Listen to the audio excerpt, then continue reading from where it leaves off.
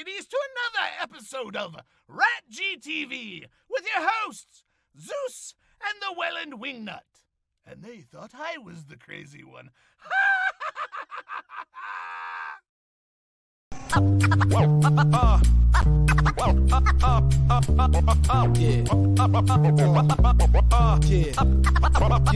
Black magic. You got to know, got to show, it's time to roll. So just tell me what you want to hear. Tell me what you want, so just tell me what you want to hear. Welcome back to another edition of RatG TV. It's your boy Zeus, and joining me as he does week to week, the one, the only, Wellandwingnut himself, Steve Lambert. What's up, brother?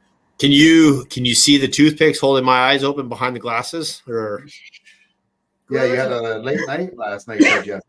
well, just it's been a lot of late nights with the puppy. So True. yeah. And Facebook user blah blah blah blah blah had a pretty late night as well. Yeah. Yeah, but we're not talking about that, are we? Aspirin. Just yell really loud in her direction. It'll be fine. That's all I want for Christmas. No, speaking of what I want for Christmas, this week we are asking you folks out there, what are some things that you really wanted as a kid that for Christmas or anytime that you just never got? Let us know in the comments. I made a post on my page. We got a lot of answers there as well. And yeah, you're going to hear from Steve and I as well. Rodriguez, Que pasa? How you doing, my friend? Hope everyone's having a good holiday season, whatever you celebrate. If you're celebrating something this time of year, I hope it's a good one. So, with that out of the way, you've got a new addition to the house. I think we showed off the puppy last week. We did. Yeah. What's her name? Dottie. Dottie. That's right, because she's got the Dottie on her little hiney. And she's very naughty. Dottie is naughty. Well, that just makes sense, given where she lives. Just another case of owner and animal being so much alike. You're freaking me. I just said, if we start to look alike, then there's a problem. I don't want to say anything, but Amber told me about the little you have on your hiney.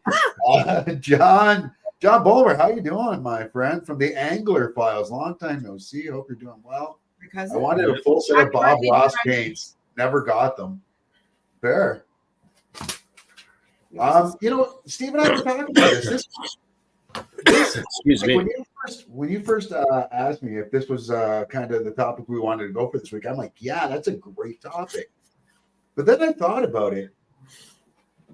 Like, my grandparents freaking spoiled the shit out of me. So I got a lot of the toys and games and video games that I wanted as a kid. So yeah, same. I was basically, even though I have a lot of older siblings, I was pretty much an only child growing up. So same. I was very, very spoiled. Yeah. So, but we will get to that. A lot of people watching, and want to say thank you to all of you that are watching. And folks, we do want to also send a shout out to the people that do help us keep the bills going here or keep the lights on. And we wouldn't be able to do it without, that's right, not the Game Boy, but just above Steve's head there. You see it right there. That's Docnet. Folks, listen, it is Christmas time. And if you are looking to save a few dollars, what better way to do it than cut the cost from those big major companies that are charging you the big prices for your cable and internet? Do yourself a favor. Go over to Docnet.ca. Let them know that Steve and tell them the Wellandwingnut and Zeus sent you over there, and have Tony hook you up. Have Docnet. It's crazy. They're having a sale. It's waving our inflatable tube, Steve. Oh, we need that next. There needs to be an inflatable Steve. Yes. Going around to get you here. To get you. I love hungover Facebook user, by the way. She's my best audience member. But yes, go over to Docnet. Have him set you up with your cable or internet needs here in Ontario and across Canada. Just go to the website, to see if they service you and have Docnet connect the world to your home. We're not docking. We're doing the ET ouch. Yes. Or we're doing the out of this world girl freezing time. Good pull. That's right. That's what I wanted for Christmas was those. I wanted to find out that my father that I never met was Burt Reynolds as an alien. I always wanted a green machine. Never got one. What was the green machine, Biff? Kevin, but a buddy of ours goes by Biff. What was it that? What was the green machine? I'm gonna have to look that one. Sounds familiar. It does sound familiar. All right, so let us get to this. We do have 2 TikTokers of the week. Power Wheels? I'm not sure. Yeah. Oh, yeah, like a big wheel. Okay. Yeah. I remember those. Those were pretty badass. All right. Well, let's get to it, Steve. Let's hear your list starting at number 5. Yeah, I thought the same thing as you. Is like, this is gonna be an easy list. There's so many great toys in the 80s, but then I remembered, shit, I had most of those. So it was tough. But there was a few things that I definitely asked for at least a few years in a row that I never got. And starting at number 5 was one of them. And I may have dodged a bullet with this one. The ROB, the ROB. Right, the Roby. It debuted in 1985. Yielded only 2 games in the series, Gyromite and Stack Up. So yeah, that was a big. I'm not gonna lie. I think I had that. Somebody I knew definitely had it. So I feel like I had that. Sorry, like a big wheel. Serge had one, hated that. Yeah, no deal. Big wheels are awesome. Yes, they were. And what the hell is 80% of this stuff? Jordan James, our old producer. Yeah, Jordan, you're going to be seeing a lot of this. What was something from your youth, Jordan, that you wanted that you never got? Go ahead, Steve. What's your number 4?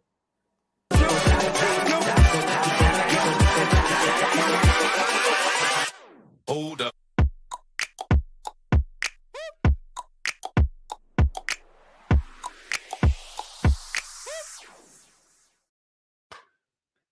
Producer did that segment for us. I missed the OK Boomer segment. Yeah, that was a great segment.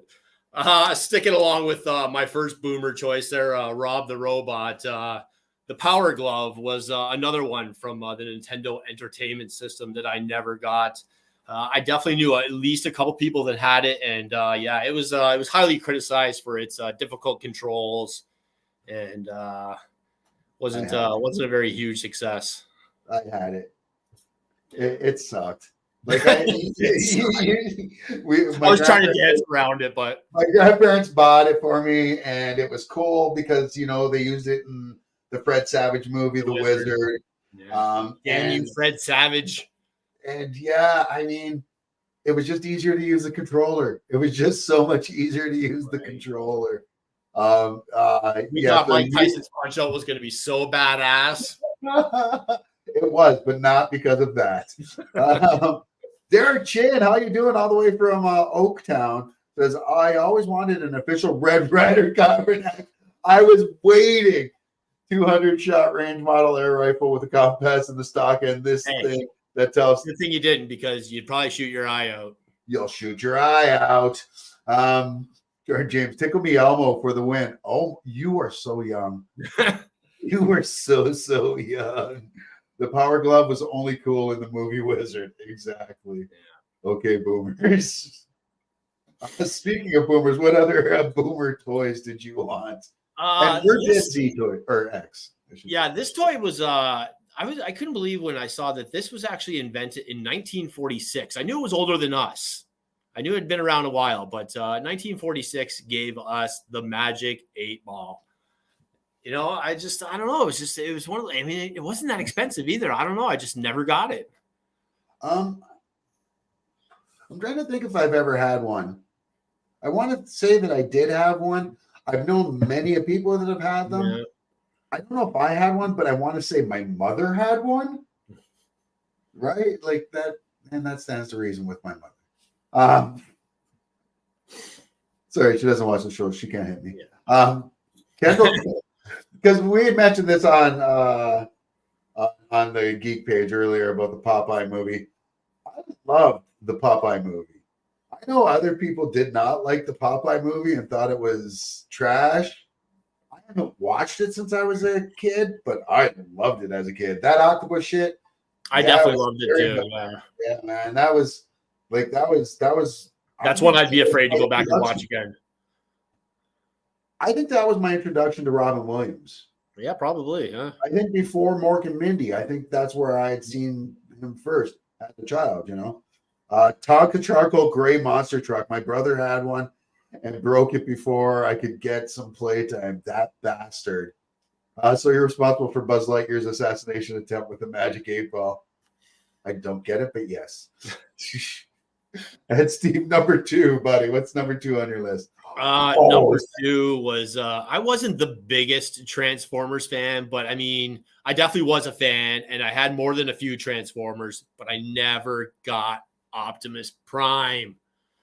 Not only did I have this Optimus Prime, but some people got it with just the front part, like the truck part, and not the. I had the whole fucking shebang. That bad boy opens up, and there was like a fucking command center in there with a rocket launcher and another little mini car that would shoot up. And I like Transformers the cartoon, but for me it was like, listen, for cartoons it was G.I. Joe and everything else. Yeah, that's just the way it was for me, and I think for you too. Like that was our jam growing up. It definitely was, yeah. But yeah, that was Transformers was up there. That He-Man, they were good. Good for guys. There was a big one on the G.I. Joe list that I definitely wanted, and I didn't take it. I knew you probably would, so and I think a lot of people were probably going to pick this one. So, but my number 1, believe it or not, as big a Star Wars fan as I was, and I had the 3 or 4 tier Death Star. I had the Jawa Sandcrawler. Yeah, I had almost everything Star Wars, but I never had the Falcon. Okay, so how mad are you going to be when I tell you not only was I not a Star Wars fan, like a big Star Wars fan at all, like I'd watch the movies, but it wasn't my jam. I had the Millennium Falcon, I had Chewie, Han, Luke, I had the Darth with the like the really like worth a lot of money these days. I had all that shit and just like broke the shit out of it and didn't even care, like, right? Because you're a kid and you didn't know, but yeah, my God, I had that. It was the fortunes we played with, right? Popeye is still a fun movie, worth an annual rewatch. All right, we're gonna have to do it soon. My 6-year-old self really wanted a Snoopy snow cone machine. Yeah, my cousin Robin had one of those. I wanted one too. Those were badass. That was a good one. Good list, buddy. Yeah, that was a good one. Good list. All right. Well, keep yours coming, folks. I got my list here as well. I've got them mixed up with the news here for some reason. No. Oh yeah, I do. But we will fix that. Anyways, I have because we said this was so hard for us to do because my grandparents just spoiled me when it came to toys, just like Steve's parents did with him. And between the two of us, like we probably had it all. So, but as big a G.I. Joe fan I was, this was something I always wanted as a kid that I never got. And it wasn't for the fact that my grandparents didn't want to get it for me. It was just so hard to find. And it was easy to get Cobra Commander with the mask on. It was hard to get the cloth, like this one. And there was one that came out with a cloth mask as well that was like this afterwards. This is the plastic one, but this was the one that was really hard to get. And I could never get that. That's kind of where I got into my whole collecting. I collect them. I don't play with them. They're action figures. They're collectibles. Right. Right. Some of them are still in the box. So that was a big one. This was another one. And here's the thing. I'm not sure whether I had, like, after I put it up, I'm like, wait, did I have this? Or did one of my friends have this? But it was He-Man time, and I know I had Snake Mountain. And I know I had Skeletor, and I had his Panther, the Purple Panther thing. Yeah. And I had He-Man, and I had Cringor, but I don't think I ever had Castle Grayskull. Now, I remember playing with Castle Grayskull all the freaking time, but I do believe either Rob Parliament or Danny Nye, a couple of old-time buddies, had the actual castle itself. Yeah, I had Castle Grayskull and Snake Mountain. Oh, yeah. Okay. Yeah. So it was you that The ones I never had were the Joe bases, because the bishops had all those. They had the aircraft carrier. They had the big hovercraft. Yeah. See, and I thought you had the aircraft carrier, but you told me you didn't last time. But didn't you have that the Cobra base, like the round one? No, that was them too. But I never hung out with those guys. I don't know. Yeah. I remember playing with those. I think I might have had the Joe base, but I definitely didn't have that one. Yeah, crazy. Huh. Well, there you I had go. the old for the longest time too. I had the motorized battery operated Cobra tank. Yeah. Oh, that thing was awesome. Or the Joe one that came with the bridge. Yeah. I remember just feeling cool one year for Christmas when my big brother and my grandparents bought me the same Sergeant Slaughter gift with the Sergeant Slaughter G.I. Joe that came with his little tank thing. I was like, yeah. William the Refrigerator Perry. I had one. Money that we would have right now. And then another one that I had, number 3 on my list. Now, this one, like I said, I wasn't a huge Star Wars fan, but I had the Millennium Falcon, but there were, I had a Tauntaun, I had Han Solo in the winter suit and Luke in the winter suit. The one thing I never had that I wanted, though, and as they used to be called before they started being called AT-ATs, I wanted a motherfucking AT-AT. Like, do you remember obviously you remember these things, but this was great. And I think they came with 1 or 2 actual action figures with them. Yeah, I'm pretty sure you're right. Yeah, that's one I never had either. I had the snow speeder. Yeah. Or just the normal speeder. Yeah, I had that one too. How's it going, Will? Hope you're doing well, my friend. Happy holidays. What's a toy that you wanted that you never got, my friend? And as you answer that, let me get to my number 2 on this list. This is a bit of a cheat, but it was so, like I said, it was so hard to think of things that I didn't get that I wanted, toy wise as a child, especially video games and things like that.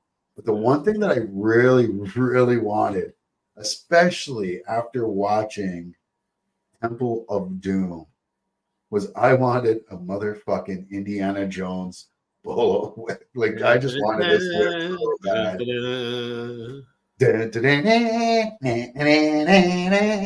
Come on, short round. I would have probably really hurt myself with one, but I really or somebody else, or both. Yeah, I would have had a lot of scars, I think, for sure.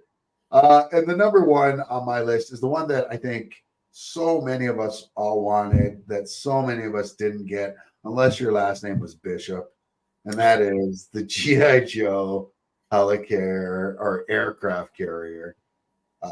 Man, this thing was so dope. It was huge. Like, this thing, it had to be 3 feet long. Easy. Like, at least, because I feel like it took up most of a bedroom, Yeah. And it was the holy grail of toys for the 80s, bar freaking none. I think on my list. That's funny. So mine too. I think I actually had my mother convinced into getting me that, and then she saw the size of it at probably Zeller's on Main Street there by the tunnel, and I was like, yeah, no, you're not getting that. Really? And it's so weird because I remember being in your bedroom playing with that thing. I mean, we did trade toys often, so maybe you had one of the bishops or something. Yeah. And I do remember, if we weren't playing that, we were playing with your wrestlers in the wrestling ring because you had the steel cage. Yeah. I think I had over 80 for sure. Will's another one. Will Corrigan saying, I remember always wanting a green machine. Yeah. Green machines were big, eh? Awesome. Well, there you go. There's both our top fives. And right before we got to Steve's good old 5-second movie review. And Steve, this week you got a pretty controversial movie. Yeah. I didn't know too much about it going into this movie. Are you afraid afterwards? Did it fuck with you? I don't know if it messed with me, but I don't want to give too much away from my review. Yeah, what's the movie you watched obviously was Leave the World Behind, starring Julia Roberts, Mahershala Ali, Ethan Hawke, and Mahala. Mahala? I'm not sure. I apologize. New actor to me. So, but I'm looking forward to your review there. But before we get to that, folks, we're going to get to our first TikDocer of the week. It used to be the TikToker of the week, but because we have Docnet, as you see over there, doesn't it just sound so much better if we call it the TikDocer of the week? And the first TikDocer of the week, patent pending. If you had a significant other, if you do have a significant other, would you hit them for a certain amount of money? It's a question that was asked here. Would you knock your girlfriend out for $10 million? Bro, say no. For $10 million? Nah. Ah, thank God. No? But what the f? We could split it. Yeah. I am shook.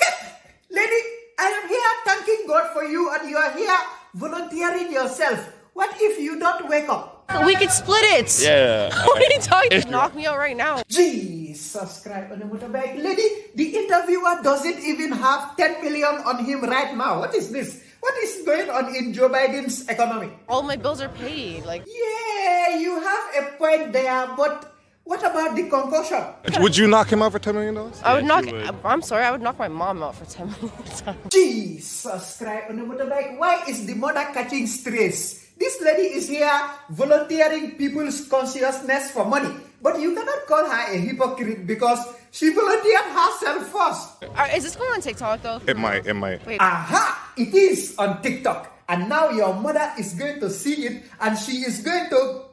Wait. She might be actually proud of her because, come to think of it, if I tell my mother I turned down $10 million to knock her out, she might knock me out.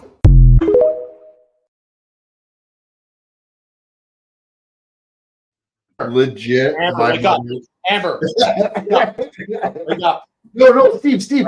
I totally misinterpreted that. Yeah, it wasn't real money. Oh, jeez. She's not here.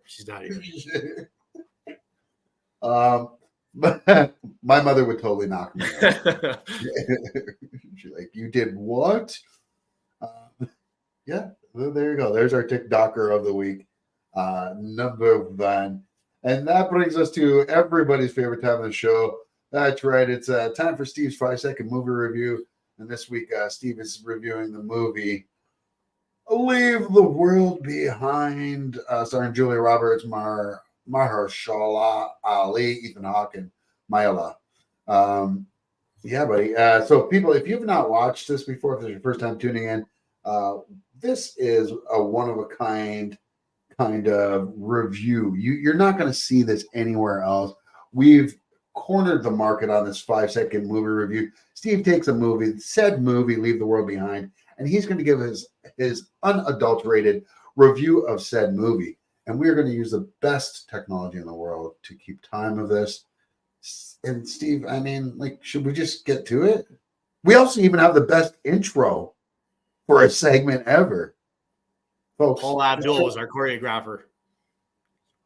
Only because Beyonce was busy. Well, with that, folks, it's time for Steve's 5-second movie review by Steve.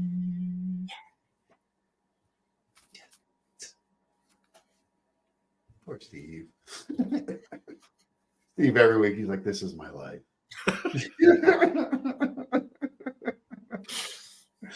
Oh, no. So, Steve, you have the movie Leave the World Behind, starring Julia Roberts and a bunch of people. What can you tell us about this movie before you get into the review? So I did know it was some kind of end times, apocalyptic-ish kind of theme going on. But other than that, I knew nothing about the movie. I don't remember really even hearing about it until about a week before it was coming out. So I went in pretty open-minded. And All right. Well, folks, are you ready? I am ready. All right. Folks, we're going to put 5 seconds on the board with the best technology in the world. Your 5 seconds is on the board, Steve. You may begin now. You left the ending behind. What? Okay. So there's Steve's 5-second movie review. Did you not like this movie? I didn't expect to like this movie based on the trailer. I wasn't wowed, but I thought, Ethan Hawke, Julia Roberts, that's some pretty serious star power there. Yep. And Netflix doesn't skimp. I thought, I'm going to give this a shot. And otherwise, pretty decent movie until the final act. But don't tell us because spoilers and it's a brand new movie. And this is my opinion. Go into it with your own. But it's one of those movies that I think even if you enjoy the ending, you're still going to be left with the same basic reaction I had. Like, that's it. Where did the rest of it go? I waited till the end of the damn credits. Did you? Nothing. It's like, is her name credit? Is this a Marvel movie? I see some Marvel people. It's full of people.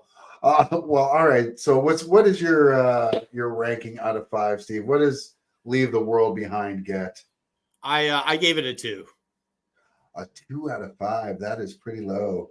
And that's just basically just because of that last act, eh? Yeah. Dang, dude. Dang, dude. Dang. Well, there you go, folks. That's Steve's 5-second movie review of Leave the World Behind. And it sounds like you might want to leave this one behind. Or go check it out for yourself and see, right. As we always say, what are we, Rotten Tomatoes here? Ooh, we'll get into that in a little bit with our This Week in Geek, which is coming up next. But because we did our TikToker of the Week a little early, here's our second TikToker of the week. And hey, it's a quick one.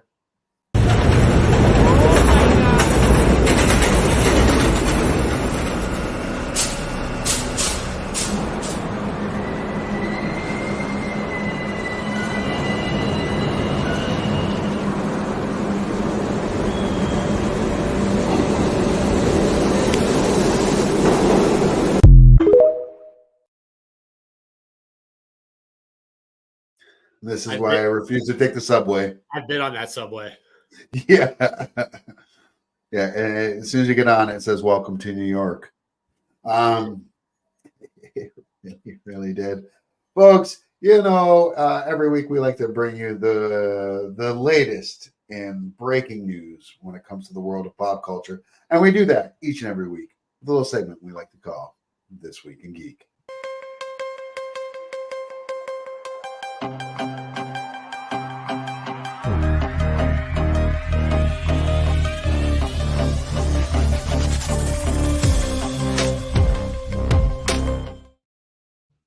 All right, so it is that time. Dr. Death is back. Now Now, I do feel bad, and we will get to them after we do the news. There are a bunch of people that commented on the page, and I told them that I would get to their comments, so I will make sure that we let them all be known. And but before we do, as you can see, there is the Grim Reaper in Hollywood, the Grim Reaper himself, Dr. Death, Wellandwingnut. Yeah, this week, sometimes when we do a show every 2 weeks, there's some that we like to be current, but we don't like to leave anybody out. So this is one of those weeks. First of all, most recently we lost Andre Brough, Emmy Award winner, actor, Brooklyn Nine-Nine, of course, Homicide: Life on the Streets, The Mist, Fantastic Four, Law and Order. He passed away at the age of 61 after a brief illness with lung cancer. That's too bad. He was great. He voiced Darkseid in a bunch of DC cartoons as well. He was on BoJack Horseman too. BoJack Horseman, yeah, he did it all, man. Yeah. Rip. This one. Yeah, Sorry. this one. All right. Go ahead. No, you're good.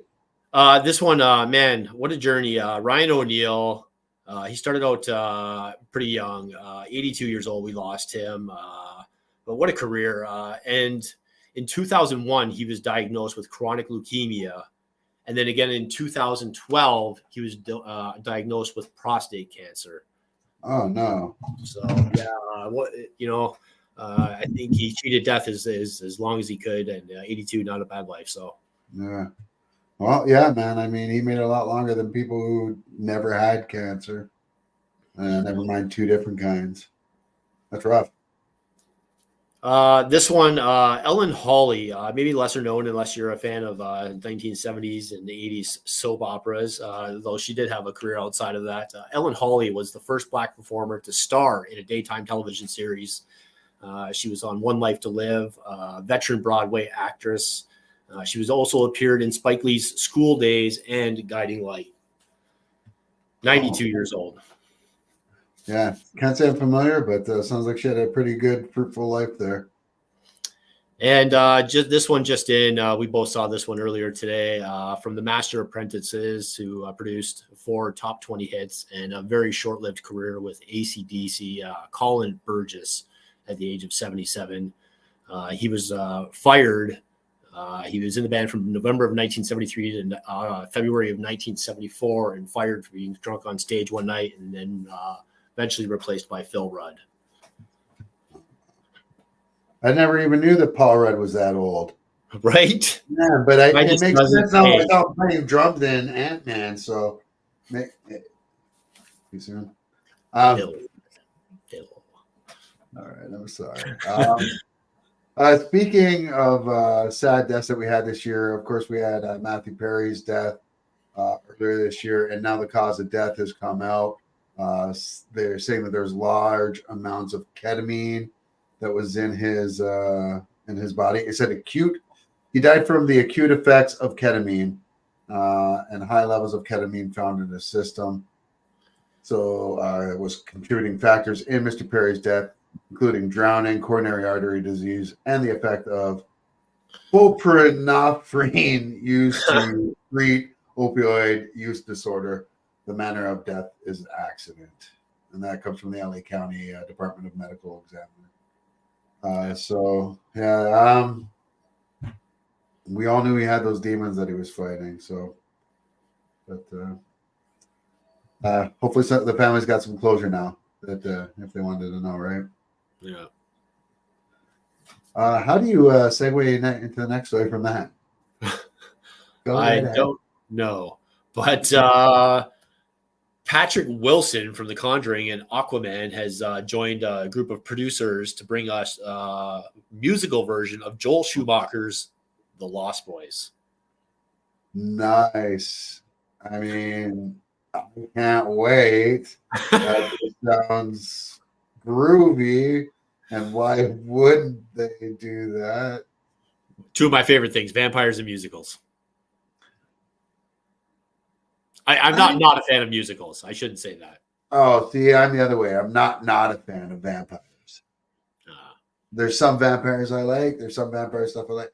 I really like the Anne Rice book. Mind you, I've only seen a few musicals, so Yeah, Grease was good, and I saw Phantom when Paul Stanley was doing it in Toronto. oh, I'm sorry. Yeah, and I've seen Evil Dead the musical twice, and I also went and saw Queen's "We Will Rock You" in Toronto, which was phenomenal. Nice. Well, you're not doing real musicals. Right. You're not going to see Oklahoma. No, exactly. And I worked at the Shaw Festival. I had free tickets to see all those snore fests. I said no. Sorry, Shaw Festival. I said You fired me after one summer. I'm just kidding. My sister still works there. well, that's quite good. I'm gonna have to get you to check your stories to see if I accidentally deleted some of them. I was just trying to delete our other stuff, but That's all right. I got them written you? down. Sweet. Well, I'm going to move on to my next story then, good sir, and that is wow. Zack Snyder's Rebel Moon is getting its first Rotten Tomato scores out, and these are just the critic scores out right now. So critics are very rarely think the same way as the common fan does. So here's the thing: people always shit on Rotten Tomatoes, and I really think they should. I think Rotten Tomatoes is the most honest scoring system out there because they give you the critic score and they give you the audience score. Right. So if you get one where it's both, where both align, then I think you got a pretty good view if it's going to be a good movie or not. If both audience and the critics are saying it's good. However, right now we've only got the critic score. Rebel Moon is not doing too well. Like they're saying it's a pretty big disaster going on over there. I think the last time I saw it was 22%, and I'm just looking for it right now on Rotten Tomato. And again, that is just from the critics, so you can't really go from what they say. I always tell you, and Steve will tell you, don't even go by what we say, go by what you say. That being said, I've never been the biggest Zack Snyder fan. I like 300. 300 I thought was great. Didn't really like Sucker Punch. I thought I was going to love Man of Steel. Those of you that watched this page and been with this page from the beginning know that I was like, oh, it's going to be a great movie. And then I was like, oh my God, I think it's the worst Superman movie ever made, or one of the worst interpretations of Superman, I should say. And that's nothing on Henry Cavill or the cast. I just think Zack Snyder's got a bit of a nihilistic approach. Watchmen, that's great because it's a very down fucking, you feel down, kind of nihilistic, end of the world. It's not a happy-go-lucky film, and that's where he excels. He's trying to. This Rebel Moon movie was supposed to be. It was his pitch originally to Star Wars to make a Star Wars movie, and they said no. And I'm wondering if this is why. I don't know. Rotten Tomatoes is a bit flawed. A negative rating can be just below average. So if a movie just gets a bunch of slightly below average ratings, it'll still get a 0. Wait, what? I don't think that's how that works. It works on that based on the number of people who vote and say whether they like it or they didn't like it, right? Right. So I don't know. Either way, just make up your own mind and go into things with whatever. I'm going to watch this at some point because I watch all Zack Snyder movies because I do like some of his stuff. I think visually, like everybody else, I think visually the guy is great, but he just deals in depressing better than anything else. And I don't know that's what you want to do in a Star Wars type movie. Okay. Will you watch it though? Because you're a Star Wars guy and you like Zack Snyder. You like his Day of the Dead and. Yeah, I like his stuff is it's very hit or miss. I either usually really enjoy them or not so much. Yeah, same. So this one, you think it'll be out there though because it is a Star Wars-esque type movie? Yeah, no, I'm definitely gonna check it out for sure. Nice. Right on. All right. Well, what do you got for us? Limp Bizkit. If you're not old like us, you might not remember Limp Bizkit. They were one of the bands that started the uproar at Woodstock in '99. Fred Durst. Wasn't their fault. Yeah, no, it really wasn't their fault. I don't blame them, at least. And I'm a big Limp Bizkit fan. It's weird. So, like, I saw them back at the height of their fame at Skydome, and I mean, I'm talking like 60,000 people. Yeah. 60,000 people. I wish. Then they kind of disappeared, and I saw them about 4 years ago, just before the pandemic, at a bar in Buffalo. Minus DJ Lethal, who was on tour with House of Pain at the time, but still. But now they're having this resurgence.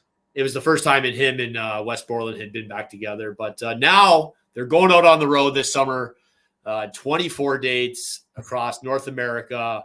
The Loserville tour will bring us headliners Limp Bizkit along with Bones, Nate No Face, and Corey Feldman.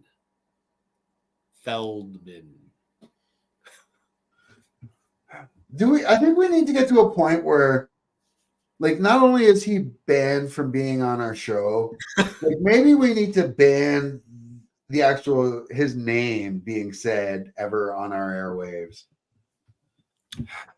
You know, do you remember there was a show back in the day, and I forgot all about it, and it was one of, like, in the height of all the reality shows on E when that first started happening. And they had like the celebrities all living together and stuff like that. Celebrity, whatever it was. There was one that was called Celebrity Wife Swap. Do you remember that? Yep. And he wife swapped with somebody, and they came to live with, and I forget who the wife was, and he was just this big misogynistic douchebag. And no, you don't eat this. No, you need to wear something skimpier. No. Like, it was. We love you, Corey. Come on the show. No, I'm kidding. Don't ever. No. Nope. You had your chance. Yeah, I feel like he did us a favor. Right? Like, right? Am I wrong? No. Am I wrong? And I gotta tell you, there are certain things like this picture here. Is that wrong? Channing Tatum, Ryan Reynolds, is that wrong? Well, if it's wrong, I don't want to be right. Channing Tatum and Ryan Reynolds have optioned out their movie. They've got a new movie coming out that's described as Lethal Weapon-like, and it's a comedy, of course. And Warner Brothers has won the bidding wars. This movie, which is titled Calamity Hustle, which is going to have Channing Tatum, as we said. Warner Brothers won a major bidding war to acquire the rights to Calamity Hustle, beating Amazon and Netflix.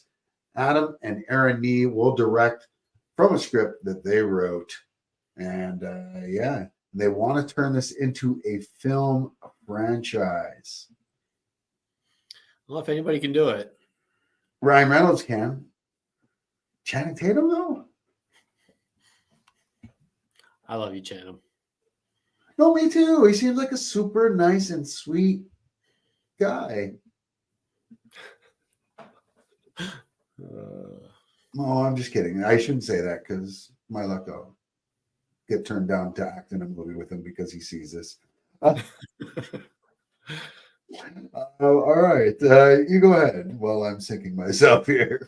Director, writer, producers are talking. Orphan 3 is in early development stages. They have spoken with Isabel Furman, and she said that she's on board and has had conversations, assuming that the script is good. Well, that's assuming a lot. Did you see the last one?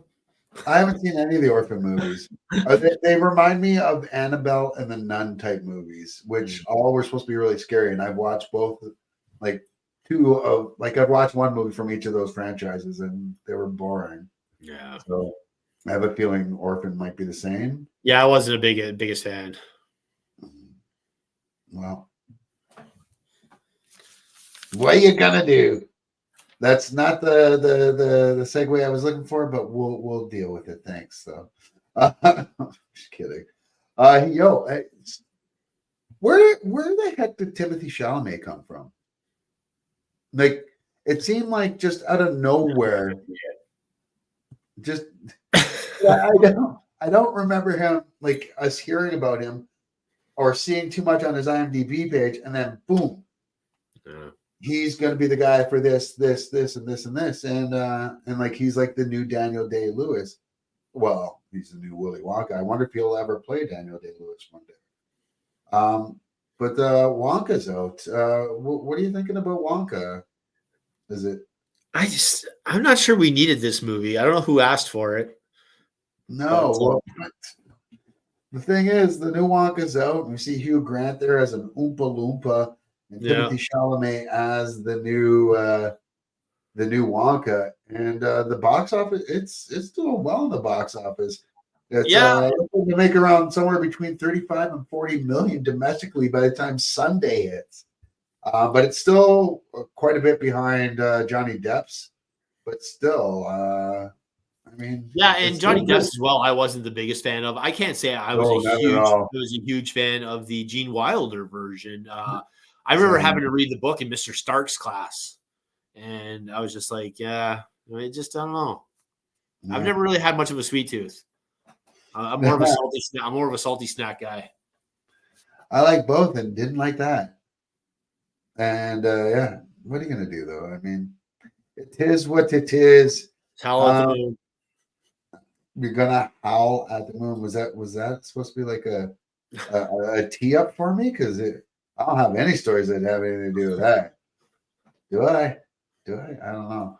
I'll tell you what I am howling about. I'm howling about Mr. Motley Crue himself, Mr. Tommy Lee, is in trouble again. I shouldn't say I'm howling, but Tommy Lee, drummer for Motley Crue, as we know, has been accused of sexual assault during a SoCal flight. This is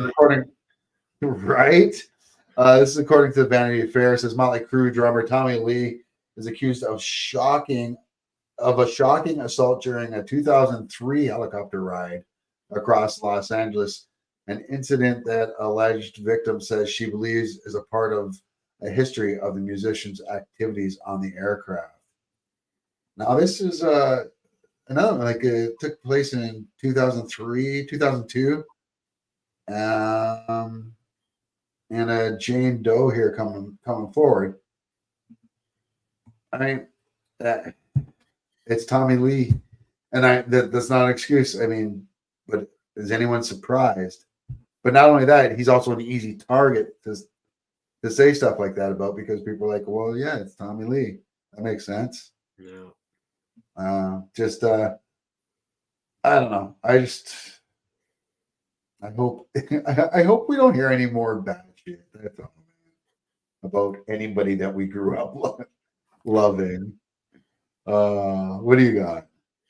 Well, I was you went twice, so I was setting myself up there for the last did one. I? Yeah, but that's okay. I'll just howl at the moon again. See, it doesn't make sense now. Ryan Gosling has stepped away from Blumhouse's Wolfman, and he will be replaced by Christopher Abbott. Invincible Man. Hey, Abbott. Invincible Man director Lee Wanell is set on to direct this one as well. So, well, I have one question though. Who the fuck's Christopher Abbott? I don't know. Oh, I just looked him up online. I don't know who that is.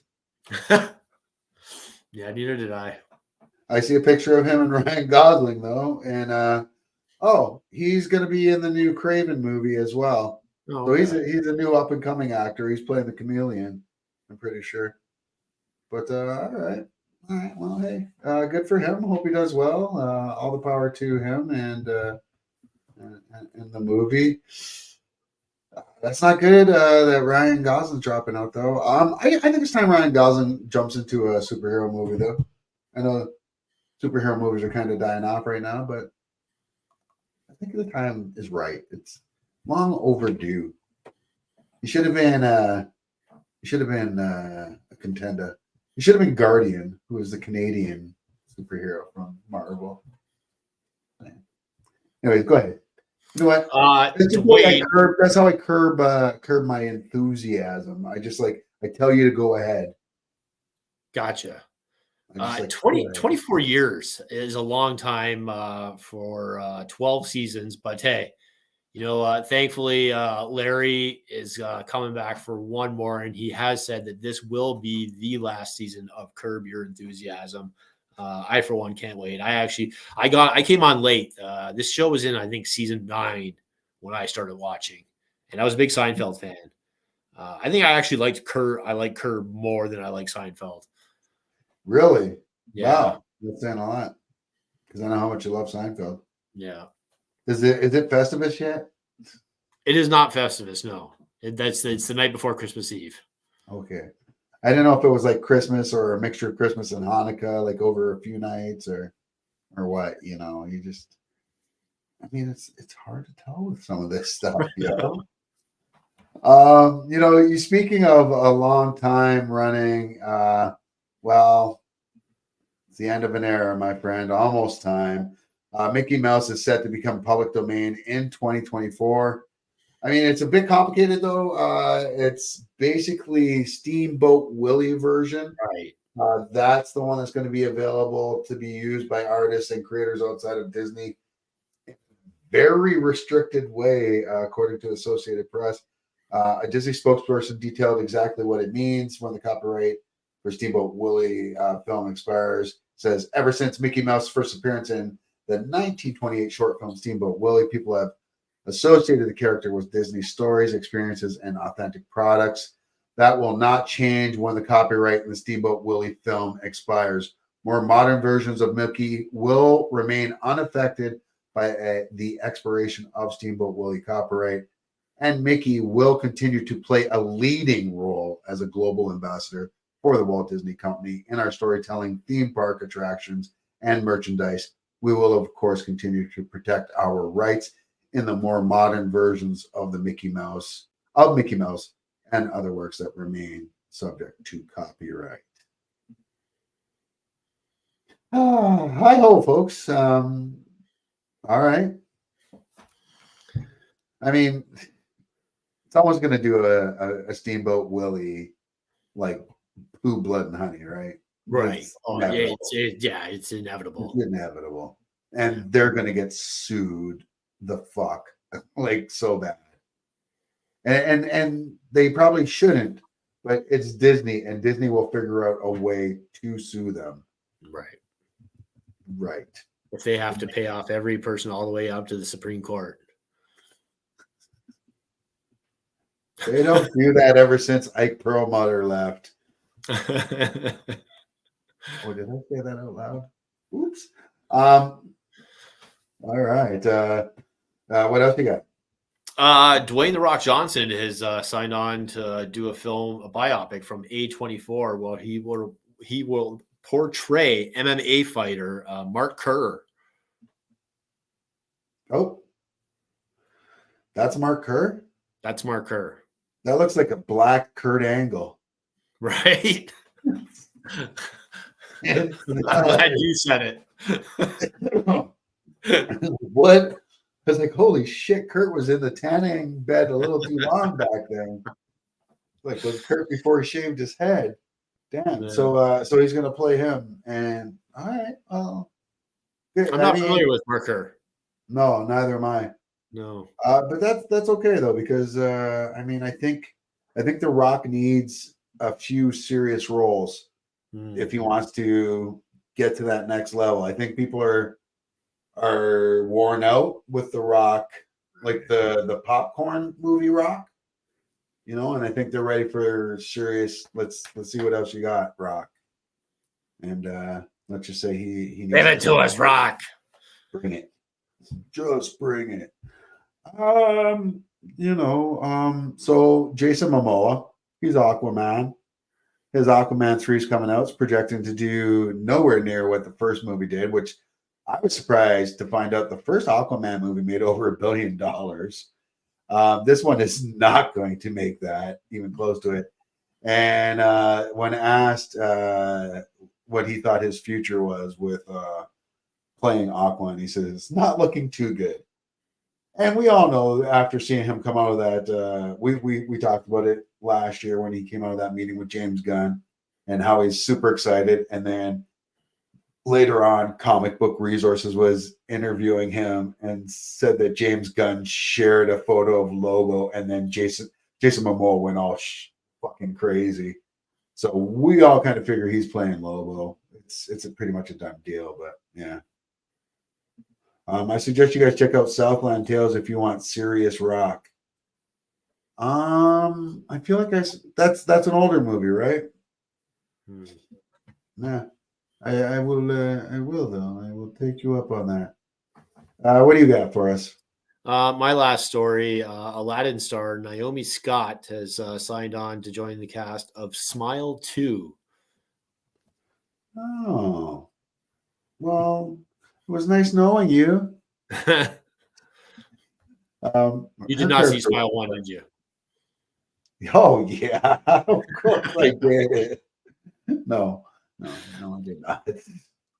It looked like it was anything but smiles. It was pretty freaky. Like I'm pretty sure the actress that's on all the posters that was like front and center for that movie is like the first person dead in that show. In that movie. They had some great marketing too, where they were planting people in camera spots at sporting events leading up to the release of the film, paying them to sit there and smile for 3 hours at a baseball game. Yeah, that's just creepy. That's creepy. That's something you would do. That's awesome. And my last story for the evening. WWE superstar who's been off with injury, Liv Morgan, has been arrested. Gianna Daddio, her real name, was arrested on drug possession charges in Florida on Thursday. The sheriff in Sumter County observed a vehicle in the city of Bushnell, about 45 miles outside of Orlando, driving in and out of lanes erratically on Thursday night, according to an arrest report obtained to USA Today. The officer conducted a traffic stop and immediately smelled the odor of marijuana in the vehicle driven by Morgan. Morgan was detained after she told officers marijuana was in the vehicle, but she did not have a medical marijuana card. And according to the report, officers searched Morgan's vehicle and found a plastic bag with marijuana and a vape pen with oil-like substance in it. And she was then arrested. And she was booked into Sumter County Jail and charged with possession of synthetic cannabinoid, third-degree felony, and a misdemeanor charge of marijuana possession, not more than 20 grams, according to jail records. And she was released after posting a $3,000 bond. Yeah. Officer. Hi, how are you? It is the director purposely cast against type, so you get The Rock as a guy with amnesia and Justin Timberlake as an Iraq war veteran. Oh, talking about Southland Tales. And the movie is 3 hours, though, so set aside some time. You shouldn't have told me that ahead of time. It's just better that I just start watching and be like, holy shit, this is a long movie. Right. Because if I know ahead of time, I'm not going to go watch. Like Killers of the Flower Moon, I really want to watch that movie, but a long movie. And it's not so much that it's a long movie, it's a long, depressing movie. Mm-hmm. Like, you know that it's a heavy, heavy shit that you're watching. And that's going to be 3 hours of that. Don't know that I got that in me, folks. Before we go, I promised that I would read some of your answers here. So let's do those real quick. Ooh. And we've got lots. Steve Jessam, my favorite Seamus, says the Terror Dome. That's what I thought you had. That was the Cobra circular base from G.I. Joe, of course. The aircraft carrier, but I didn't have a chance at getting that. Daniel Van de Sant says all he wants for Christmas is his 2 front teeth. William O'Sullivan says kick and go. I'm not sure what a kick and go is. So if you're watching, let us know. Joe Hagan says Death Star playset. Still want one. I don't remember the Death Star playset. Yeah, I had it. It was 4 levels. It had the elevator, the garbage, compactor. Oh my god, that's right. And the garbage compactor had the even the bar that stopped the wall. Oh wow. Right on. Good one. I Had like the throne that. room, the prison. Yeah, man. Yeah. Oh. When I was a kid, I wanted an Atari Jaguar, but I never got it. Probably a good thing. I think I had it. I think I had that. Chris Pratt says Star Wars Power of the Force at Walker. I'm not saying AT-AT when I'm talking about that far back. I'm still bitter about not getting it like 30 years later.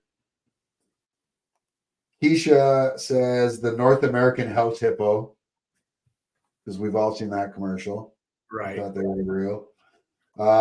Joe Paye, another one for G.I. Joe Aircraft and Lego Shuttle. Barbara, I can never pronounce your last name, Barbara. I'm sorry, Michinoiko. George's wife says an actual Barbie. Oh, really? Holiday special. Here it is right here. Oh yeah. It was because it wasn't actually the whole thing. It was just Right. Yeah. Ron Buse says a G.I. Joe assault rifle with grenade launchers. Ask my mom. I still remind her 38 years later. Facebook users here, 1 second. Yep. Ron also says I had this and seen this the other day, and I'm still smiling. Great memories ripping down the street as a kid. And it was the big mean green machine that everybody keeps talking about. Mike Al says the Dick Tracy figures they came out with. Those were all right. Nelson Kutro shows a picture of the G.I. Joe Air Force carrier. And Sean McLaughlin says Bullet Man G.I. Joe that's OG G.I. Joe. That's before us. That was before the cartoon. That was like the dolls. Figures. Dolls. But yeah. So there you go. Get mine in there? No, Amber always wanted Operation. Always. Like 6 years in a row, I asked for Operation. Where you're the doctor. I know. I feel like I had that one too. Our kids had Or that. maybe you did. I made sure our kids had that. Nice. Well, then you got it. Don't say you didn't get it. I also wanted piano lessons. Never got piano lessons ever. Well, you should go get some piano lessons right now. We're too poor. That's why we didn't get things like that. We were. I grew up in the bush with nothing, man. Well, now you're older. You have a job, and you have friends that know how to play music. So you should just have one of them teach you how to play the piano. Her family was a group of nomads. They weren't people that just trekked across the country. It was just like, no, don't fuck with it. No, mad. It was a good childhood, but we grew up with nothing. We're nomads. They were no-day mads. Makes you appreciate everything. I like it. She's our comic relief. She should be our mascot. We can't replace our current mascot. Oh, that's right. Clanny would be pissed. Shark Boy? What's his name? Clanny. Clanny's the man. I can just go like this. So good. I know. That's us. Sasset knew. That's not how you say that. But. All right. Well, that's all I think I've got for this week. Next week is next week's Christmas. No, it's Boxing Day. Or no, it's 2 days before Christmas. Yeah, day before, 2 days before. Yeah. Yeah, Christmas Eve. So we'll probably have a show, or we might have a show. So hit us up, yo. And we'll have some fun with that. Have some Christmas special for you. I don't know what, but that's probably Christmas. It'll be way better than the Star Wars Christmas special. That's not saying a lot, yo. We won't have Ewoks. We won't have Mrs. Chewbacca. And they're Yeah, tomato sandwich. so weird. Anyways, folks, I guess that's it for the Wellandwingnut. I'm your boy Zeus, and for Facebook user 6474721875. Who says Christmas special is the weed you're smoking? Yeah, I need some. yes, it is. Some Christmas trees. And with that, folks, we will see you all next week.